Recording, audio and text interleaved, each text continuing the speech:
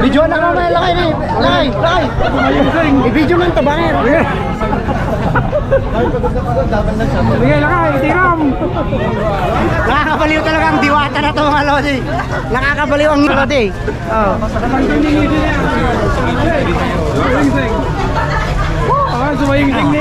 Guys, nakakabaliw. Ayun mga lodi, so nakarating na kami dito sa compound ni Diwata, yung bagong pwesto niya. So titingnan na natin guys kung talagang ano bang meron dito.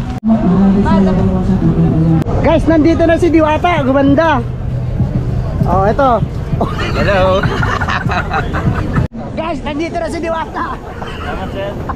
Tingnan mo, nakatingin na lahat yung mga tao. Akala nila totoo si Diwata. Pero siya talaga si Diwata, yung impostor na Diwata mga lodi.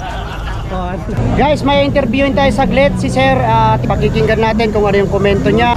Hello Sir, ano pong pangalan niyo Sir? Nathaniel po. Taga saan po kayo? Concepcion Tarlac sir. Galing pa sila ng Concepcion Tarlac. Okay, so bakit ka napunta dito Sir? Ano yung dahilan? Ano po, nag-apply po kami sa Taiwan, mag-abroad ngayon. Napag-isipan po namin na dumaan dito para matikman yung pagkain ni Diwata dahil siya sa ngayon. Nakakain na po ba kayo Sir?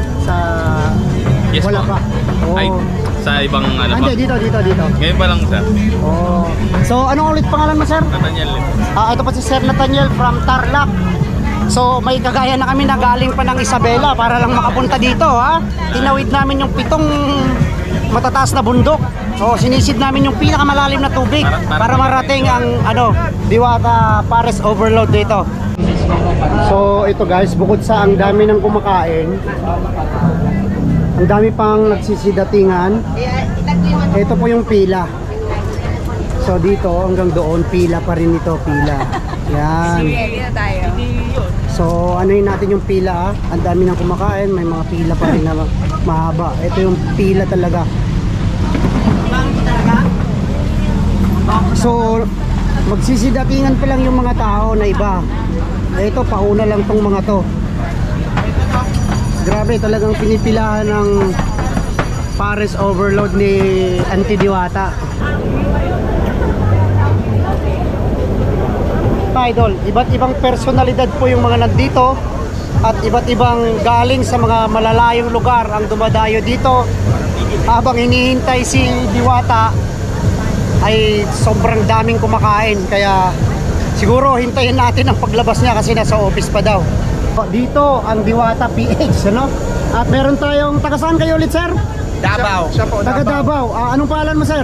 Alan. So Sir Alan, ano yung masasabi mo sa pagdalaw mo dito sa Diwata Pares Overload?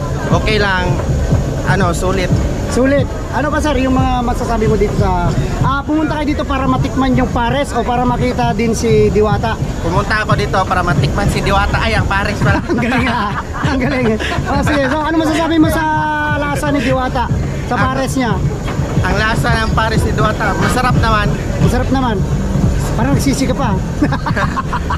Ikaw Sir, ano masasabi mo Sir? Masasabi ko lang sulit sa presyo niya at masasabi ko talagang pangmasa yung lasa ng Pares Overload. Ano pangalan mo Sir?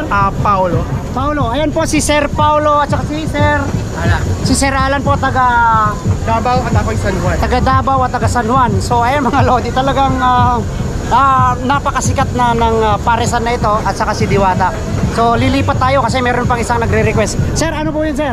Sir, saan po natin dadalhin yung Wala, nahiya na. Ayan na. Oh. Sir, nawawala sa katinuan si Sir. Nawawala yung kasama niya. Meron ba talaga? Wala. Meron. Ito hinahanap niya eh. Nawawala yung kasama mo, nawawala ka sa katinuan. Same po. Ayaw ko na kumain ng fried chicken. Bakit? May pakpak na ako. Guys, eto na siya guys. Andito na ang idol. Woo! From to! Uy, dali na. Ikaw na. Dali na. Ala, natumba na yung motor ni Kuya. Punta ka na dun. Dali. Dali na. Halika dito. Ayan guys. Ala, grabe. Bebe, dito bebe. Ayan na. Dali. Punta ka doon sa singit sa gitna, dali. Maliit ka naman, kayang-kaya mo yan. Ayan na. Oh. Ayan na.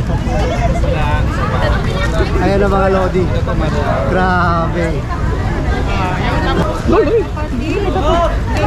Diwata. Thank you.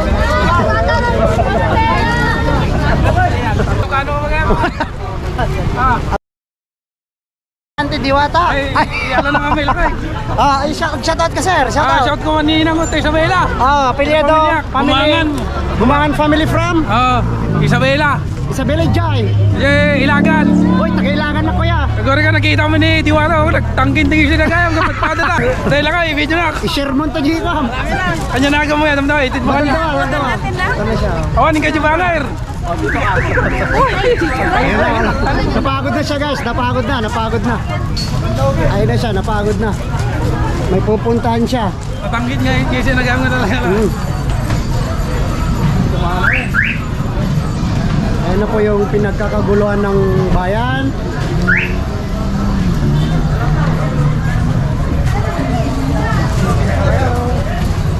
Grabe guys.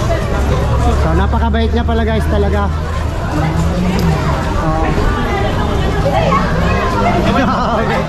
Ayan. Kanya-kanya na siya. Kawalan no? Diwata! Sama!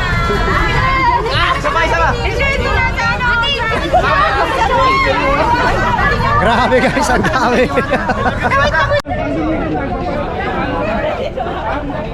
Video na naman, lakay. I-video man to, banger.